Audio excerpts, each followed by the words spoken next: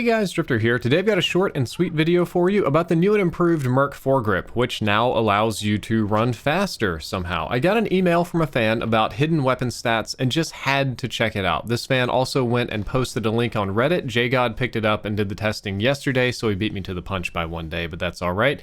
And I wanted to give a shout out to the person who sent me this tip because he wanted more subscribers on his YouTube channel. He's at 6 right now. This is a fantastic tip. I linked his channel first down there below in the description. Let's help this man's out and let's move into the actual testing. So the claim is that the Merc Foregrip will increase movement speed on pretty much every weapon. I ran a basic test with the MP5 here. We're going to do walking first and then we're going to swap over to sprinting, but we're going to do this. It's kind of boring. You have to walk all the way to the end of Grozna Raid. Very boring, very tedious. This is how I spend my days.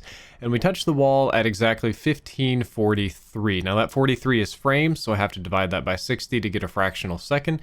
And now we're going to do the exact same thing, but if you look next to that giant blob that's counting frames, you'll see that the Merc Foregrip is attached to my MP5.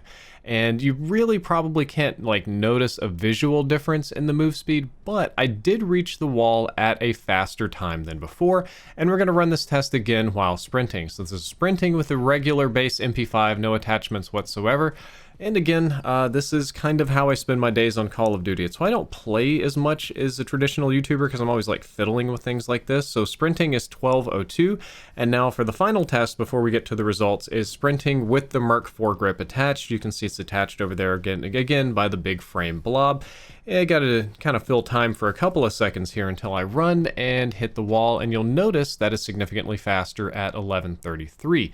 So we got a faster movement speed with the Merc Foregrip, both walking and sprinting, which is kind of impressive.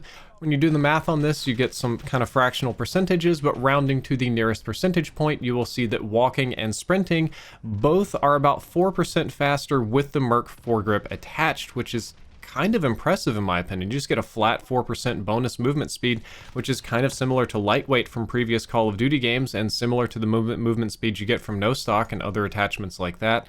The other grips, however, tend to reduce movement speed. That was the second part of the Reddit thread in the post, is that he tested out a whole bunch of grips and noticed that others made you move slower for some reason. So let's take a quick look at those. The Commando Foregrip is -2%, Ranger's -1%, and Operator is -0.5%, so the Operator has the least penalty, which is kind of surprising. I don't know why the Merc Foregrip is such a massive improvement while all of these are penalties, but that's just the way that Infinity Ward made it. And to the best of my knowledge, this is true on every single weapon in Modern Warfare, from LMGs to SMGs to pretty much anything that can take these grips. You can basically counteract the move speed penalty of extended mags with Merc Foregrip, which for me is very useful because I'm running extended mags of some kind on almost every weapon in Warzone. So what that means is if I want to maintain my maximum movement speed in Warzone, or I guess even in base multiplayer, I can just put on a Merc Foregrip and they will pretty much cancel out, which I think is awesome and useful. So the Merc Foregrip was already one of the best attachments in the game, and it just got even better. As of right now, the Merc Foregrip is the best at vertical recoil reduction.